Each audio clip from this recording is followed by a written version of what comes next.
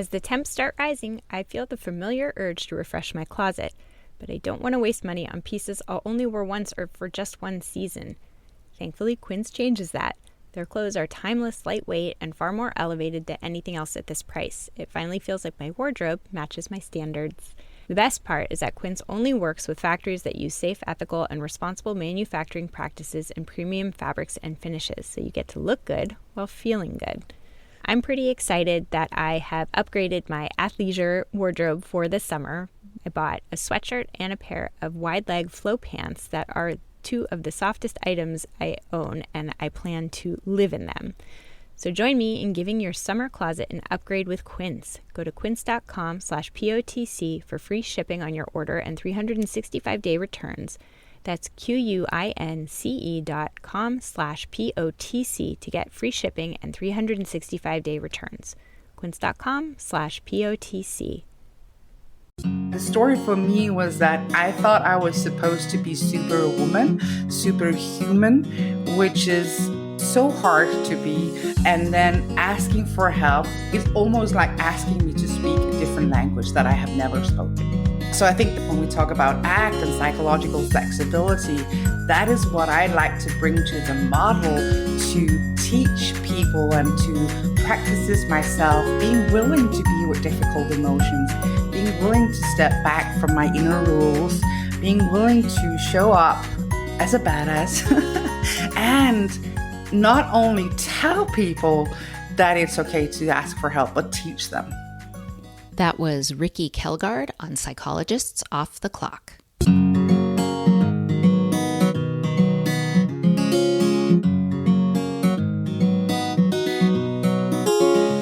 We are three clinical psychologists here to bring you cutting-edge and science-based ideas from psychology to help you flourish in your relationships, work, and health. I'm Dr. Debbie Sorensen, practicing in Mile High, Denver, Colorado, and co-author of ACT Daily Journal.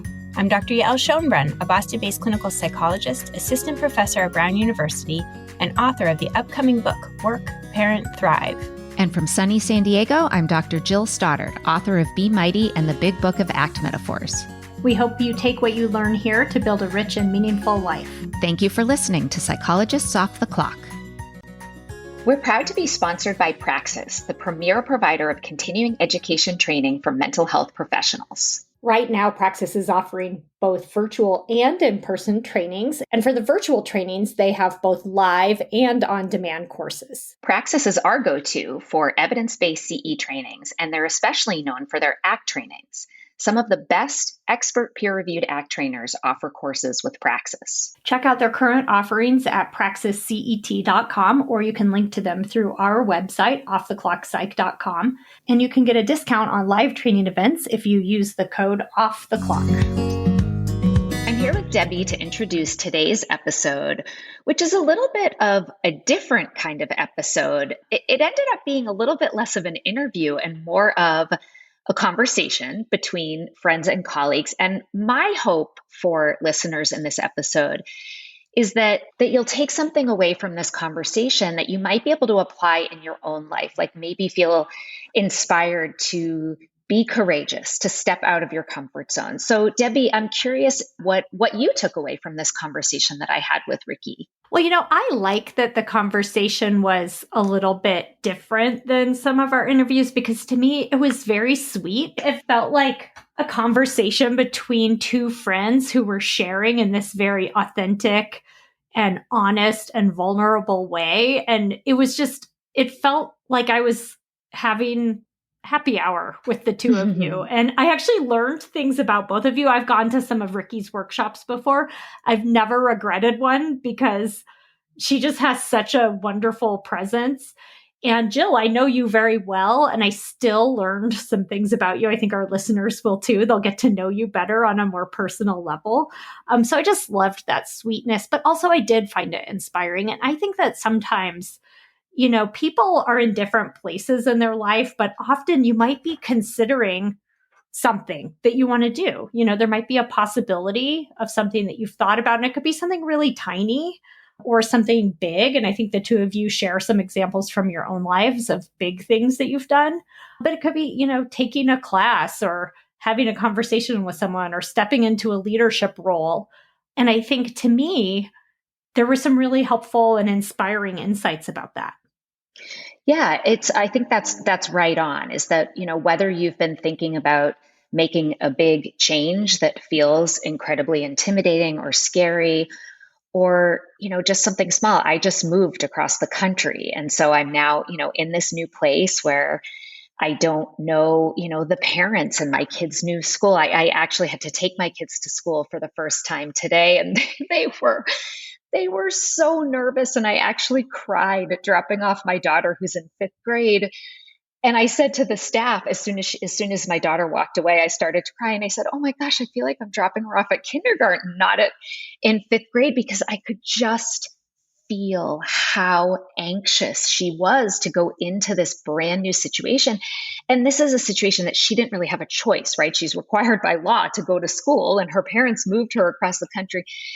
And so I think whether it's something that you're choosing to do, or whether it's something, you have to do, like, we encounter so many things throughout our lives that are scary or vulnerable or take courage. And like you said, Rikke and I each share some examples of that. And of course, the main thread here is how we can use psychological flexibility to be able to lean into those moments in open and values driven ways to have a life that has meaning and fulfillment and vitality. Right. Stepping outside the comfort zone. And it's always an act of courage. It's always hard. It's uncomfortable. That's just how it is. And I think that I just also really love that you highlight the importance of social support in all of its various forms, and how, reaching out for help or support, or just knowing that you have a community that will be there for you, just makes a huge difference. So I love that you highlight that as well toward the end. Absolutely. I don't think that you can underestimate the importance of, and community can be even just one other person. And I think sometimes people feel like community is such a big word that it means large numbers of people. And I think that sense of community and support can even just be one other person. And that's another thing that I have just felt so grateful over this past week, making this move across the country. We've had a little snafu and we don't have any of our things. And I have friends who are delivering me tables to borrow. And my sister-in-law made us a bunch of food. And, at one of the most stressful, hardest times in my family's experience, we've had people who have, really stepped up and been there. But it requires me also being vulnerable, asking for help, letting people know what's going on and what's happening and why it's stressful. And I think we talk about a lot of those kinds of things in the episode. And I hope people will really give some thought to, like, how they might step into some of these opportunities as well. Well, and for your family, you have each other. You're there sitting in the car with your kids as you take them to school, and they're terrified and you're terrified. And it's like you have that support with each other, and that's worth a lot. Yeah, absolutely. Well, we hope you enjoy this episode with Rikke Kjelgaard. Hey everybody, it's Jill here, and I am absolutely thrilled about my guest today. I have Rikke Kjelgaard here, and I'm going to read you her bio, and her bio alone will probably tell you why I'm so excited to talk to her. Rikke Kjelgaard is a licensed psychologist, peer-reviewed ACT trainer, ACBS fellow, author, speaker, and chief rock and roller in her own business. Rikke is on a mission to help therapists thrive and to be brave and authentic helpers. Trained as a clinical psychologist, she has a 15-year background in the science of human behavior and the practice of behavior change. Rikke is a popular speaker on the Scandinavian as well as the international stage, and she is known to bring both passion and vulnerability to her talks. She transforms the lives of her audience by bringing evidence-based strategies to her listeners in ways that are edible, manageable, and impactful. Rikke is known to leave her audience in tears with compelling stories from her own life and to create extraordinary interactions between people. And I can vouch for the fact that I have been in many of Rikke's audiences, and I always leave in tears and have extraordinary interactions.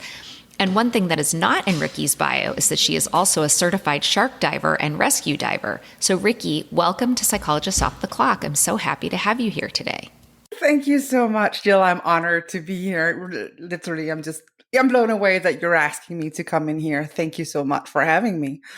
Well, today is going to be a little different than some of our interviews. So, the kind of the typical thing we do is often interview authors when they have a new book out. And Rikke does have an ACT book out that's written in Swedish, and the Danish version is coming out this fall. But of course, I have not been able to read that book because I don't speak Swedish nor Danish. But the reason I want to talk to Rikke is because she is just a brilliant and inspiring human who has impacted so many people, myself included.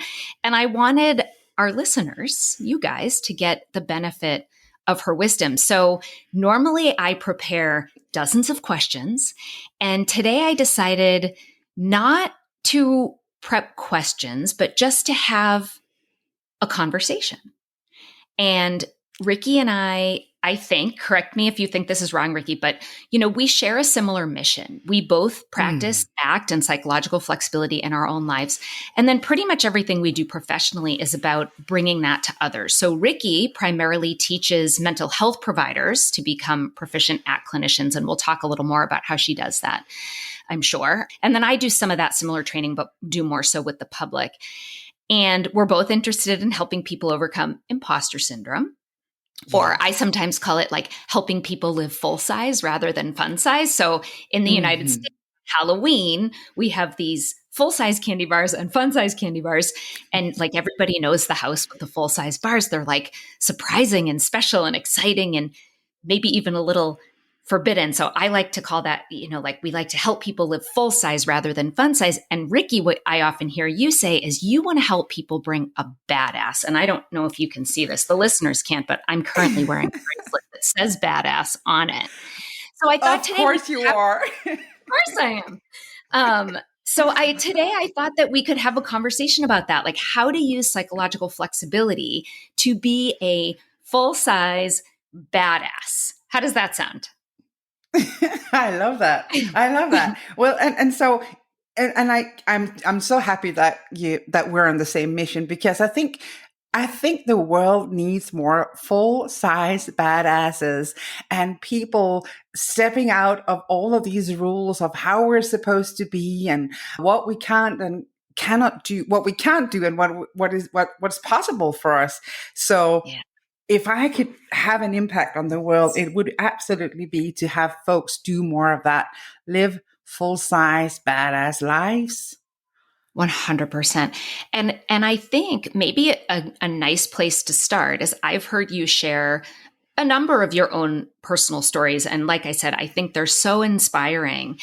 And, you really have turned your own pain into purpose, right? Like what you do and why this mission matters to you comes from a place of your own challenge, right? Having to become more of a badass over time. So is that something that you would be willing to talk about and share with our audience? Sure, always. And I have a variety of those stories about overcoming. Like one of them that your listeners might be interested in is that, when I was very little, I lost a very special person. Actually, two. I lost my grandparents. And it was just so interesting how, when grieving all of that, I saw like the dynamics of my entire family. I looked to my parents and they were like superheroes. My parents are superheroes, but they would talk that it was not okay to be sad, that, have to get yourself together and come back at work, not display big emotions. I know my mom went to see a psychologist that absolutely lost it and cried and had to kind of stop the session because they fell apart. And so when I was little, I was taught to be a good girl who doesn't show weakness, who helps others. I had to parent my parents. I'm sure they would disagree because that was not what they wanted for me. But I think that was kind of the start for me growing up, thinking that I had to carry the entire world on my shoulders, make sure that I was absolutely under control, didn't show weakness. And that is a tall order, Jill starter. It's hard to carry the world like that. So it wasn't until I was kind of fairly grown up, I found out that living like that is very hard, and asking for help, I think, is so, so important. And I think one of the things that I taught was, well, experienced pretty late in life. When I say late in life, I'm 47. I had to count that. I'm 47 as of today. And I think I was 42 the first time I asked for help. Wow. I was 42 before I asked for help. And it came out of a situation where I realized that I had always been told that it was okay to ask for help, but I was never taught to ask for help. So, bringing together all of these stories, and we could go into many of them, if you wanted to. But I think that the story for me was that I thought I was supposed to be superwoman, superhuman, which is, again, as I said, so hard to be. And then asking for help would be it's almost like asking me to speak a different language that I have never spoken. So I think that is how I bring, when we talk about ACT and psychological flexibility, that is what I like to bring to the model to teach people and to practice this myself, being willing to be with difficult emotions, being willing to step back from my inner rules, being willing to show up as a badass and not only tell people that it's okay to ask for help, but teach them. Yeah. And so does it make sense at all? It 100% makes sense. And what do you attribute that transformation to? Like, what happened when you were 42 that shifted this for you? And I know you also, I don't know if this is the story where you're going, but you have a really powerful story about climbing with your mom. That's it. Right? That's it. Yeah. Okay. Will you share that? I will share that. That is what happened. So I went to Nepal with my mom and a group of people and, trekking in Nepal. And seriously, I think we thought that we're just going to go to Nepal, have a little wine, see some nature. And what we didn't realize that we were literally climbing mountains, and it was so hard, and it was one of the most beautiful trips of my life. Anyway, I brought my mom. She was at that time 71, and she's a badass. And again, as I said, I have the utmost respect and love for my mom. And I also on that trip realized that she'd always say I could ask for help, but she'd never shown that. And so we came to this place where we call it the wall because it felt like a wall. And my mom just lost it. There was no way she could get up there. And so the entire crew came to her and said, please let us help you. We can carry you. We can hold your hand. We could push you. We could carry your stuff. And I watched her and I think I did the same thing as well. I watched her say, no, it's okay. I don't want to be a burden. And, I chose to come here and I packed my own bags and so forth.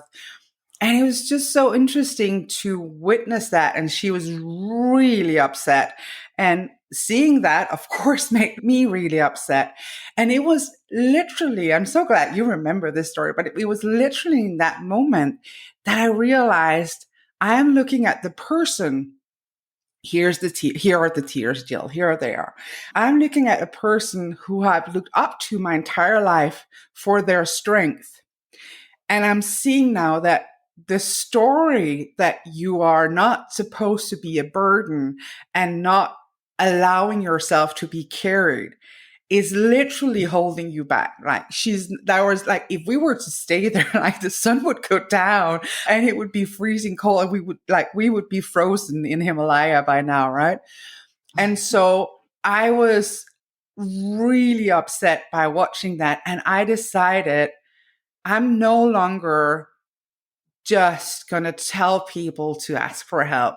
I'm going to make this my mission to show them and do that myself, because I think that is one of the most important things that I can bring to this world, is to practice what I preach and to model it, to not just tell people what to do, but to show them myself. And so it was just that moment. And I hope you can, I just want people to tap into this in their hearts, seeing somebody that you so admire and also seeing that what they taught you was not working well. Like that's not a set of rules that I want to live by, that you cannot show weakness, that you have to be strong, that you cannot be a burden. So it was a very strong moment for me. And what was even stronger, and you might have heard this as well, Jill, is when I came home, I kept talking to people about climbing that mountain as a metaphor. And I talked to people about asking for help. And I said this in so many contexts. It was so, because this was just an important experience for me. And so it was year a real later, aha moment, it was a real aha moment. And just like I remember I stood in front of my partner.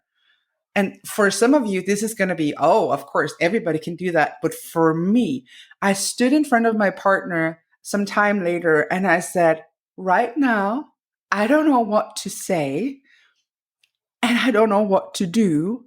And I'm like, can you just hold me? Mm-hmm. And like, for some of you, this might be just so easy, but it was so hard for me because I always have an answer. I'm always the helper. So I kept talking about this, and a year later, my son, and I have his permission to talk about this, he had his first heartbreak. He was 16 at this time, and he had his first heartbreak, and he was like devastated. And he came to me in the middle of the night. I'll never forget this. He woke me up. He was having, I think, a panic attack. And he woke me up while I was sleeping, and he said, "Mom, wake up. I'm at my mountain now and I just can't get up and I need you to help me carry. I need you to help me get up." And for me, that all this work that I've done kind of fell into place because he didn't have the language to say like, I'm overwhelmed by difficult emotions. I don't know, he didn't have the language. He was 16 and of course, like totally broken by somebody leaving him. But he could speak metaphorically about being at a mountain and he asked for help. So in one way, I'm kind of shameful to talk about all of this because it's very personal. And on the other hand, I'm so proud that like, what if you as a 16-year-old were able to say this and not wait until you were like 42 like me? So that's kind of become my mission in life, to help people ask for help and allow themselves to be carried. Yeah. Oh, I love that so much. I hadn't heard that second part about your son, and that got me great too. And this is something I can relate to so much. And I really think that one of the reasons your stories and trainings resonate so much with people is because these themes are so universal. And I imagine many of our listeners, especially women, can relate to being the good girl, as you mentioned. And, for me, with asking for help, I wasn't explicitly taught that it's not okay to ask for help, but I had multiple experiences where like my mom just didn't show up for me during really important times when I really needed her. And so for different reasons, a different learning history, I came to believe, similar to you, that I just needed to like independence and competence my way through everything. That like, if I just do everything myself, then I can't be disappointed. I can't be let down when people that matter to me don't show up for me. And, what's interesting about these kinds of behaviors we develop out of our childhoods is they often work for a time, right? Like, being super competent, being super independent helped me to be successful and to achieve some of the goals that I set out to achieve for myself, until that day where I was juggling so many, balls on fire that they all came tumbling down. And then I didn't really have the tools or the skills to be able to ask for help. It felt so unsafe and scary and vulnerable. And what I also realized is I found myself being drawn to people and professions where like, you need me more than I need you. I mean, think about being a therapist, right? I get to sit in the comfortable chair where you as the client are talking about your challenges, your vulnerabilities, and I'm the helper, which means I don't have to ask for help and be vulnerable. And even in certain relationships, I found that I was drawn, in romantic relationships, I was often drawn to, kind of like a broken bird type, like, "Ooh, I can fix you. And then I don't need you as much as you need me." And when that day came that all of those flaming balls came tumbling down, I was in a situation where I also didn't really have like the appropriate people to ask for help because I had surrounded myself with the helpees rather than the helpers, if that makes sense. So it's kind of this like, right, like it works until it doesn't. And then when it doesn't, whew, it's like, it's really Yes. quite a thing. But I will say, I think, having that awareness, being mindful of like, what is that suffering that's showing up, and the willingness to feel discomfort and to do something different. I feel grateful for ACT and psychological flexibility every single day, because like you say, you'd still be sitting in the Himalayas, frozen to death on a mountain. And I don't know what the heck would be going on with me if I didn't have this way forward once I realized that I was really being handicapped by this independence and competence my way through life, I'm sobbing here on the other side because I'm so unbelievably moved by what it is that you're saying and the vulnerability. That's one of the many reasons that I adore you, Jill, is that like the vulnerability that you're sharing with me and your listeners right now about your mom not showing up and about these pattern in your relationships. It's just so I don't know if this makes sense, but I want to say beautiful and heartbreaking at the same time. And I think it's so recognizable for so many people that you come to a place in your life where you see that this is no longer working. And I want to invite people to see that it doesn't mean that you have to give away all of your strategies, but because, you and me, Jill, we're still being good girls in many contexts, aren't we? Like it does work in some contexts to be, this good girl that that doesn't show vulnerability in some context. It does work sometimes, but it doesn't work as a general rule. So we'll have to be able to discriminate between when is this working for me and when is it not?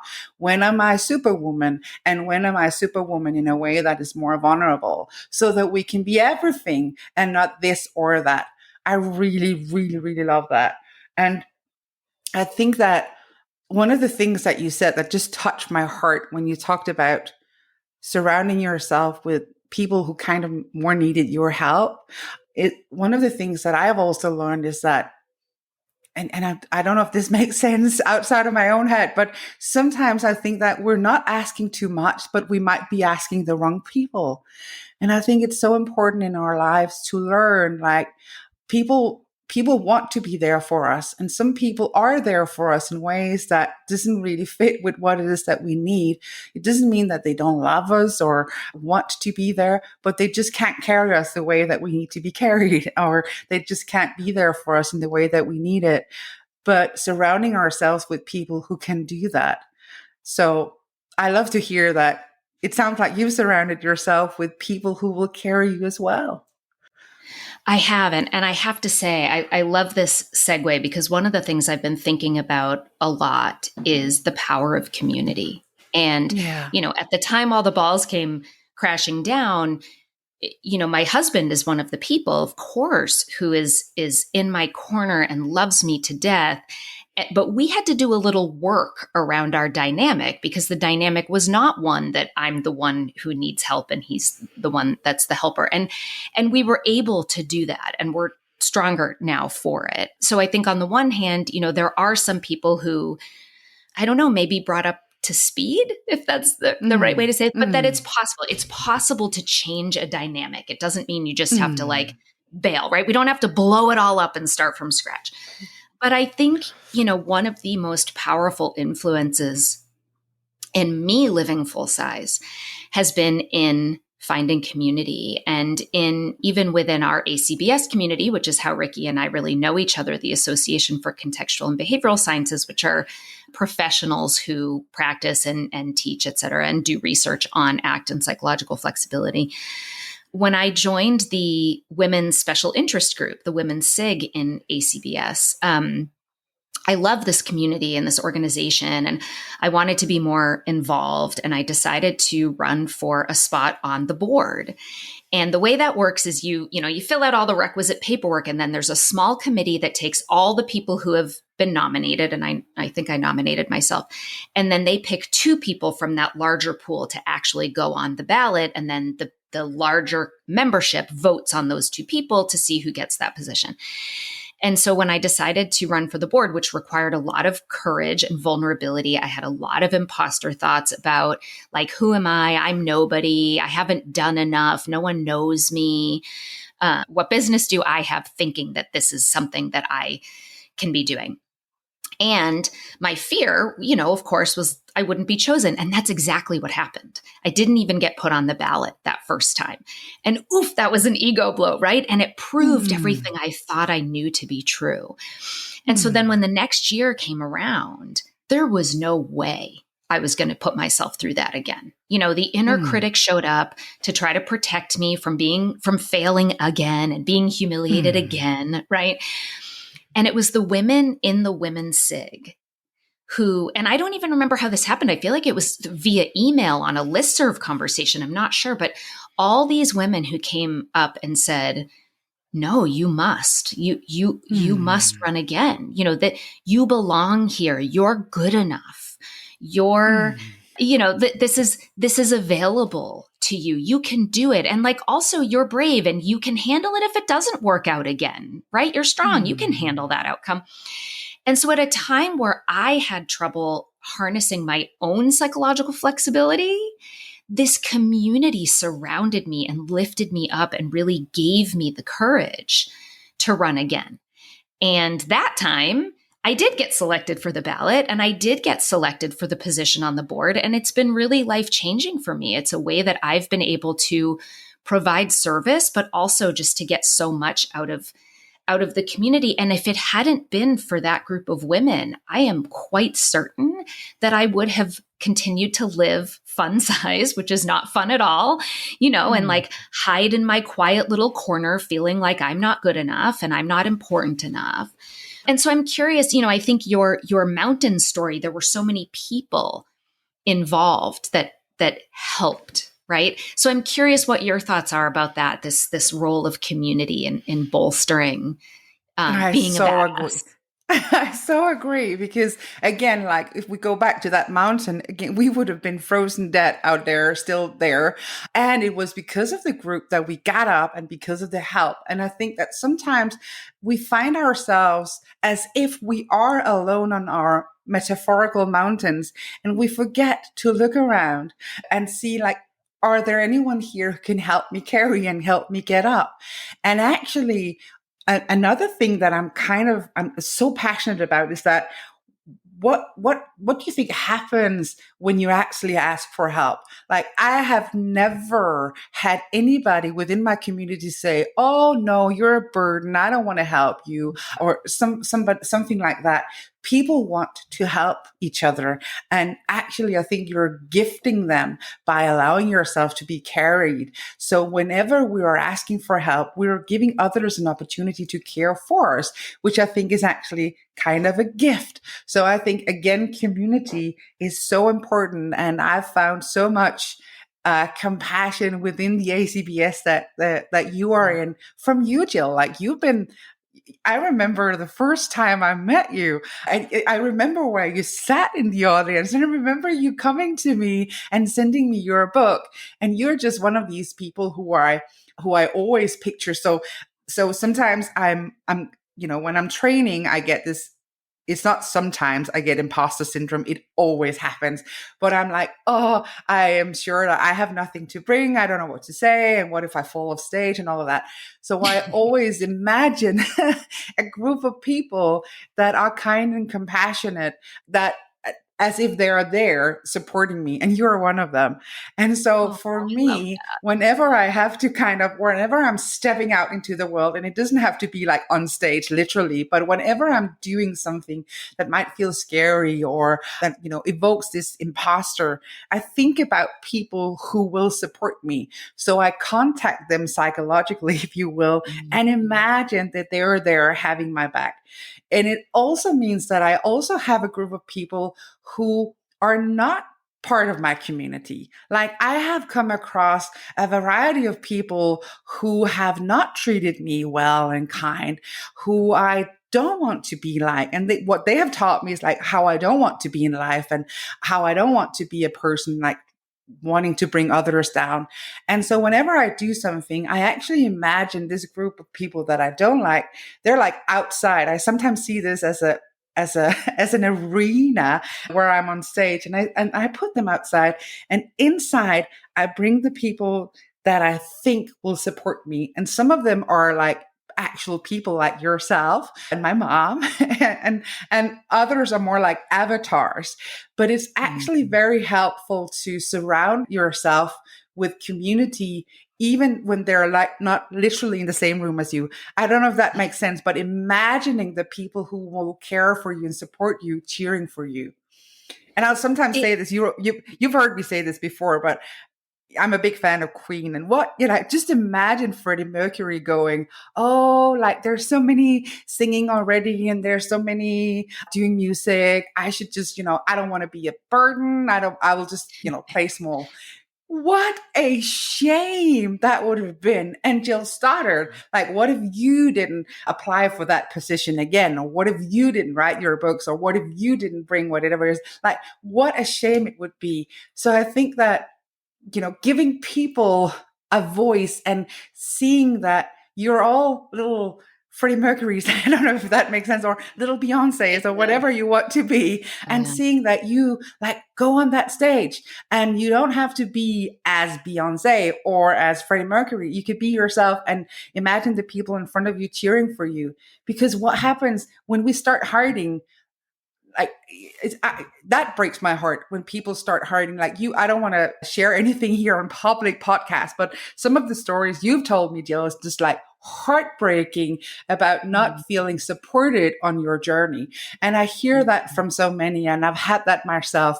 And like, what happens when people start hiding the small lives that they're living? And it breaks my heart. So here's an invitation to all listeners, regardless of you being a professional act therapist or interested in act or whatever it is that you are doing, to get on that stage and have yourself be heard. Absolutely. If there's nobody there cheering for you, like me and Jill will. Absolutely. Yes. I want to tell you that you can borrow us. And I had a client, a wonderful client who I loved working with. And I think I've written about this, and I may have talked about it on the podcast, but she came into session one day and she had had a really successful week and doing, engaging in values-driven actions and whatnot. And when I asked her, what was it that helped her to be successful? She said, well, I just thought WWJD. And I had this moment inside my brain where I thought, so normally that means what would Jesus do? And I thought, oh my gosh, I've been working with her for so long and she's religious. And how did I not know this? And I am the world's worst therapist. And as I'm spinning out in my head, she says, what would Jill do? And she went on to explain that through the week, she sort of carried me on her shoulder. And when she was faced with a choice to avoid or to do, a more badass, full-size living kind of thing, she thought, what would Jill do? Or what would Jill want me to do? That kind of thing. And I loved that so much that I have now adopted this with other clients. And I don't pick who the J is. I don't say, hey, everybody, think about what would Jill do. I ask them to pick a J. So for me, it's often WWOD. What would Oprah do? Because I love Oprah. And to me, Oprah is somebody who has endured racism and poverty and sexism and abuse and body shaming, and she's never let it stop her. And she uses her power for good, even though she's maybe lifted up some not so savory characters by accident in the past. But you know what I mean? Like, she generally uses her power for good, and she doesn't let these obstacles get in her way. And, you know, when I had an opportunity to do a TEDx talk, this was during the pandemic. I had gained a lot of weight, and my body and weight have always been a real challenge for me. I grew up, my parents, I talk about this on my website. I don't think I've ever talked about this on the podcast, but my parents, who were otherwise kind and loving people, used to call me Tubby, little Tubbette, Tubby 2x4. And there was a lot of shame around the size of my body and food. And so I had this opportunity to do this TED Talk, and now I can hear you're crying, and it's making me cry. And I had gained quite a bit of weight during the pandemic. And all I thought was, I can't, I am crying now. I can't memorialize myself forever on video as this big Tubbette. You know, this whole history just came smashing around me. And in that moment, I thought, what would Oprah do? Yeah. Or what would Oprah say? What would she say to me? Yeah. And first of all, she would abso-freaking-lutely do that TED Talk. You know, this was a bucket list professional dream come true thing for me, right? She would absolutely do it. And she would say to me, Jill, you are so much more than your body. And it is your mission to share psychological flexibility with the world. And this is an opportunity to do that. And even if it helps just one person, you've got to do it. And I did it. And, you know, that video, I've since lost a lot of weight, and not that there's anything wrong with being in a larger body, but this is just the thing, like my sort of like shame that my history has kind of put, you know, made me internalize. And that video lives on my website, and it's hard for me to watch, but I am so freaking proud of myself that I did it. And I wore a bright red blouse, and I wore leopard print shoes, because I wasn't just going to do it. I was going to do it like big and bold and not hide. And that entire thing came from this one client coming into session. And you TEDx'd full size. I TEDx full size because WWOD. And so, you know, I want to encourage listeners to think about this. Like, who is your J or your O, right? When you feel stuck, when you have a dream, an aspiration, like something you want to do out on that stage, living big, having your voice, being Freddie Mercury, you know, who is that person for you? And what would they do if they were struggling in the same way? And what would they say to you if they knew you were struggling in the same way? I love this piece of perspective taking so much. And I just wanted to pause for a second. And like, I hope that you notice yourself, Jill, that you were somebody's Oprah. You were that somebody for somebody else. And that is amazing. And I think, like, knowing you, that if you could have made one impact in this world, and if just one person said that, it would have been all worth it. And I want to invite people to realize not only to find who is your, like, what would they say, but also reflect that you are somebody's Oprah, or you are somebody's Jill. Like, somebody is looking up to you and going, So I know my kids will often say, like, what would mom do? And clients would, you know, say that, what would, you know, my therapist say?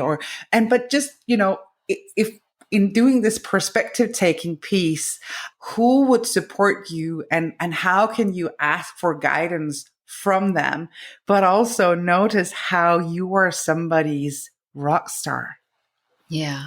Yeah. You know, I think of, so, you know, I have this tendency to zip up my suit of armor, right? Put on like my rhino suit where I am not vulnerable, and I'm independent and competent and all of those things. And what I really desire is to be more like you in terms of being open and vulnerable and emotional. And Kelly Wilson is another example of that for me. And, you know, there have been times where I've been teaching and I've thought, there's this story I want to share, but it feels so scary and vulnerable, and everyone's going to judge me and think that I'm an emotional basket case, you know? And it is often that I will think, like, what would Rikke do? Or what would Kelly Wilson do in these moments? Because they show their emotions. They cry every single time they're up on stage.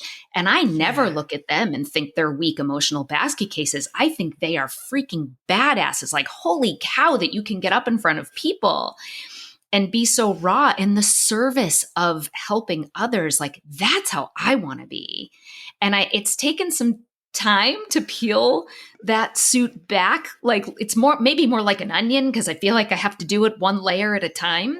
But I do it more. And of course, those feared outcomes, they don't come true. And if anything, the times where I've been the most authentic and vulnerable and emotional, those are the times I get feedback saying, this was so impactful for me. Thank you. This was so powerful. And I think you've had that impact on many people who have sat in your audiences and had the benefit of learning from you. Thank you for saying that. I'm blown away by that. And I hope that you revisit what you have done throughout this podcast, because it really warms my heart to hear you say that you want to be authentic, you want to show yourself emotional, you want to be able to express that. And you just did. Like, literally in this podcast, you shared so much stuff that is personal, vulnerable, and I cannot imagine a single person not thinking that you are an absolute brave badass for doing that. The thing is that I think that if there ever wasn't one more invitation to give people, is to not wait, but to, like, and this might sound like a cliche, well, this is actually a Gandhi quote, but be the change you wish to see in the world, to practice it. Like, if you want more kindness and compassion in your life, practice it yourself.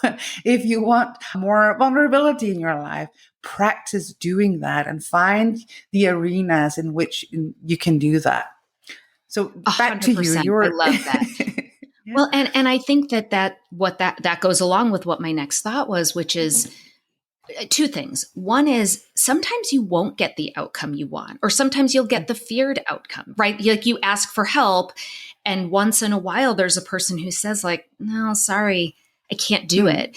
But we underestimate our ability to cope with that. We think it would be the absolute end of the world to have any kind of quote unquote failure. And it makes me think of the podcast in that, there are so many cool, interesting, famous badasses that I want to talk to on this podcast.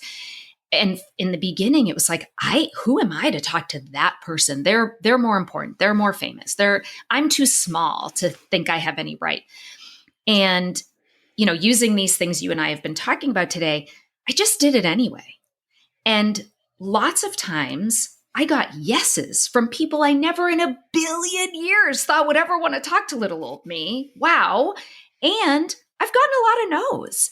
And even though that stings in the moment, it's fine, right? Like, this. You're still standing. I am still standing. And even though it stings a little, I also still feel like proud of myself that I went for it, even if they say no. And if I had let the fear of the no hold me back, I never would have gotten the yeses. You know what I mean? So it's like this. So we don't always get the outcome that we want, and we can handle that.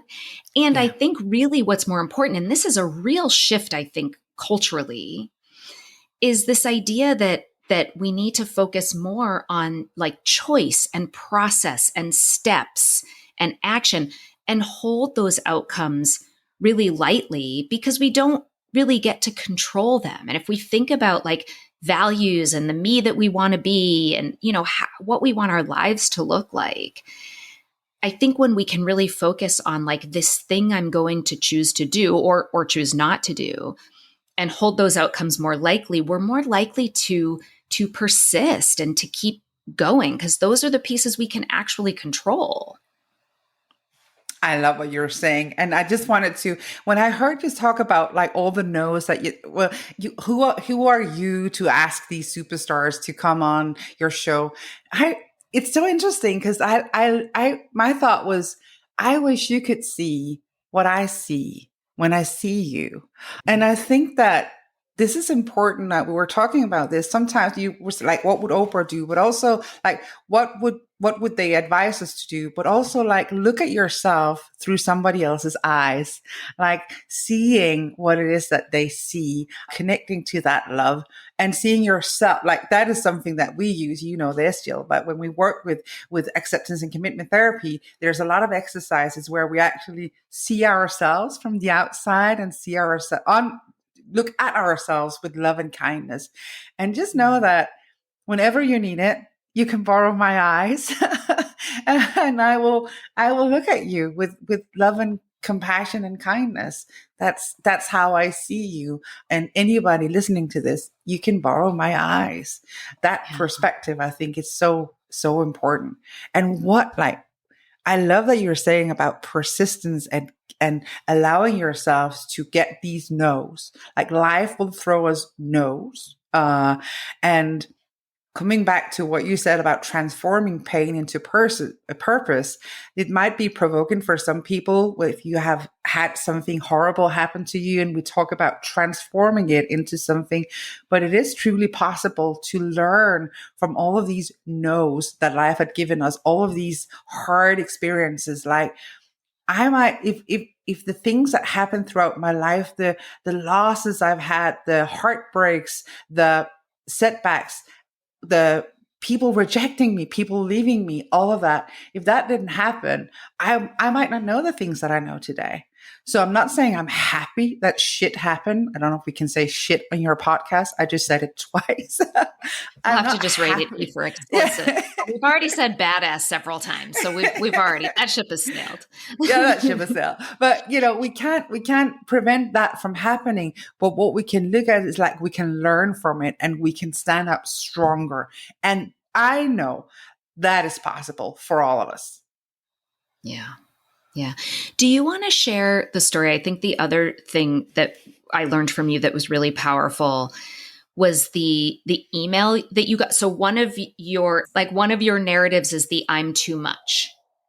And you actually got feedback from someone. You received an email, if I'm remembering this correctly, where essentially they were saying, you're too much.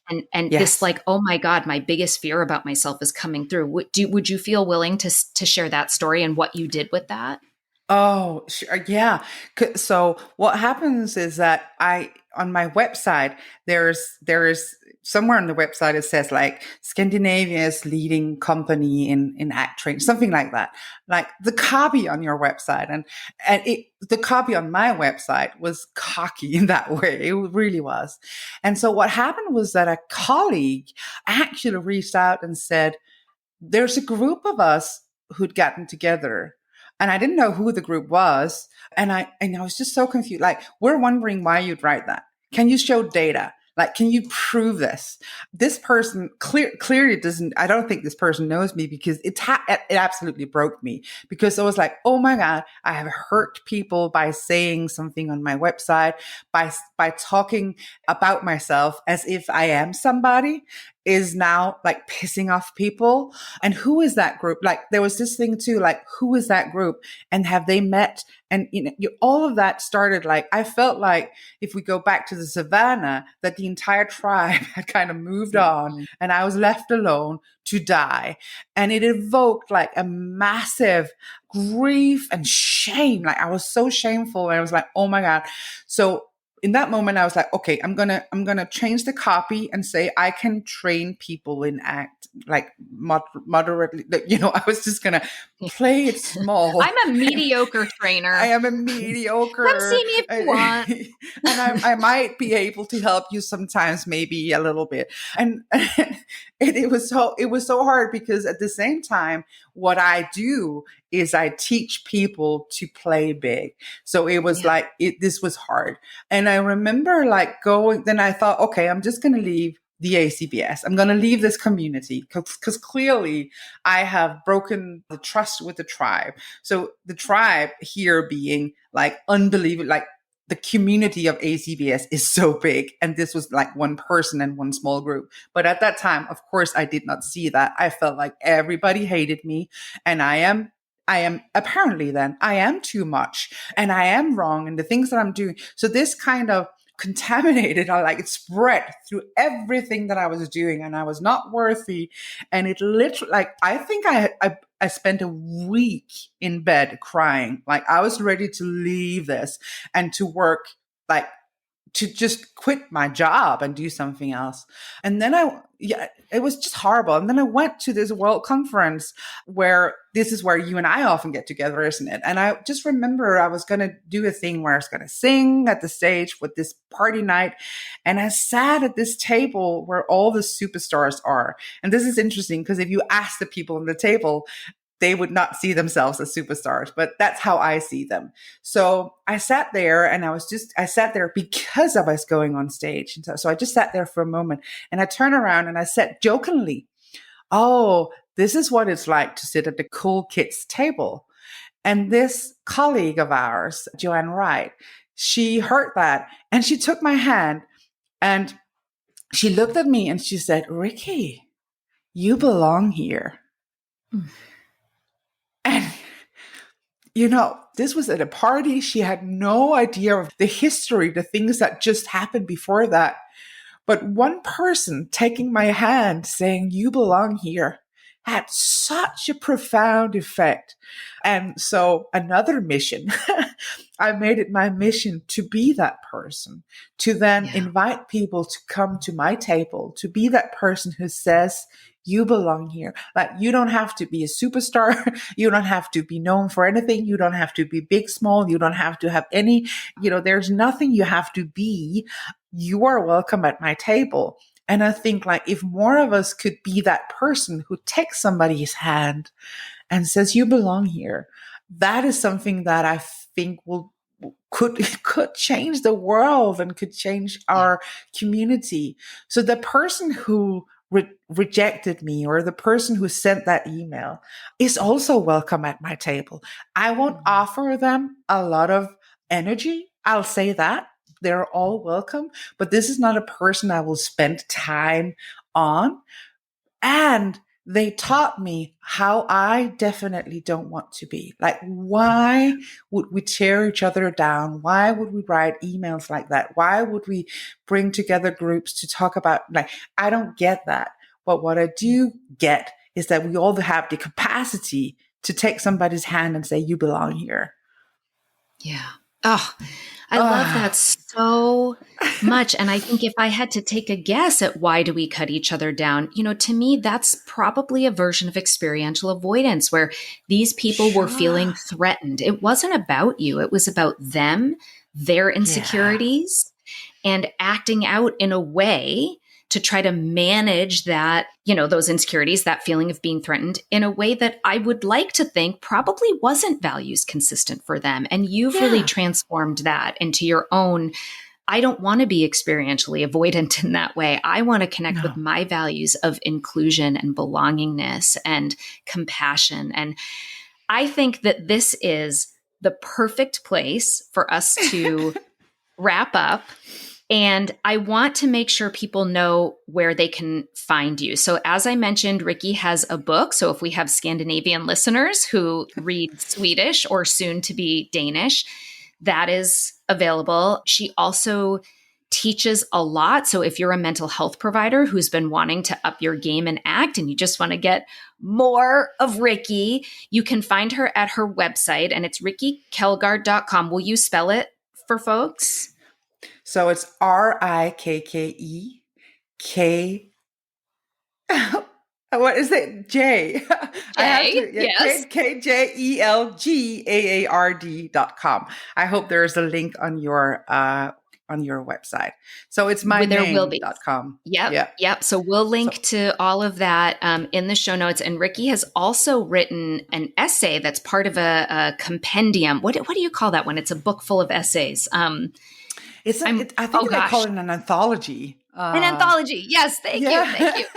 So there's an essay where you share, some of your story. Yeah. Can you give the title of the book? Because it's this very empowering book for women. Do you remember it off the top of your head? It's called Passionately Striving and Why. And it's an anthology for women who mightily persevere. And so my chapter is it's actually literally called turning pain into purpose. And it's called The Way You Get Up When Life Knocks You Down. And if I could finish with this anecdote, it was actually because one of my sons, I overheard a conversation where I was at a conference, I brought my sons, and somebody turned towards my son and said something like, "Oh, you have a pretty cool mom," and something like that. And they asked, "What's the cool thing about your mom?" And, my ears, like, they just got twice as big because I was like eavesdropping. And my son, he took a while and he said, "The coolest thing about my mom is that the way she gets up when life knocks her down." And it's just like, it went straight to my heart. So that's why the chapter is called that, because that is one of the things that I really believe to be true in this world, that life will knock us down. And it's about how you get up. 100%. Yeah, you will get up, but it's about the how you get up. So if I could make 100%. Any impact in anybody's life, it would be to get up each time life knocks them down and think about how you want to get up and play big and be mighty, to use your live full size, brilliant be time. A badass. Full size, be a badass. Yes. So I will link to all of those resources in our show notes, and you can find more of Rikke at rikkekjelgaard.com. Thank you so much for being here. I knew this would be a wonderful conversation. I really, really appreciate it, and appreciate and love you so much. And thank you so much for your vulnerability. I hope you revisit this podcast and see yourself, Jill Stoddard.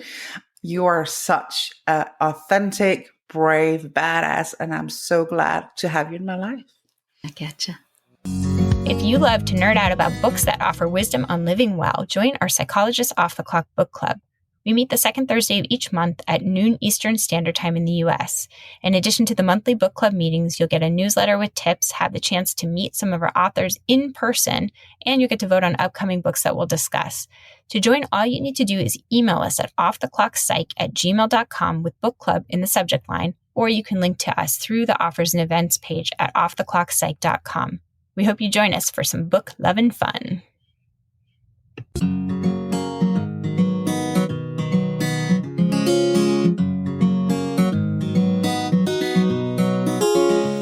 Thank you for listening to Psychologists Off the Clock. If you enjoy our podcast, you can help us out by leaving a review or contributing on Patreon. You can get more psychology tips by subscribing to our newsletter, and you can find us wherever you get your podcasts. Connect with us on social media and purchase swag from our merch store by going to our website at offtheclockpsych.com/merch. We'd like to thank our strategic consultant, Michael Harold, our dissemination coordinator, Katie Rothfelder, and our editorial coordinator, Melissa Miller. This podcast is for informational and entertainment purposes only and is not meant to be a substitute for mental health treatment. If you're having a mental health emergency, dial 911. If you're looking for mental health treatment, please visit the resources page of our website, offtheclockpsych.com.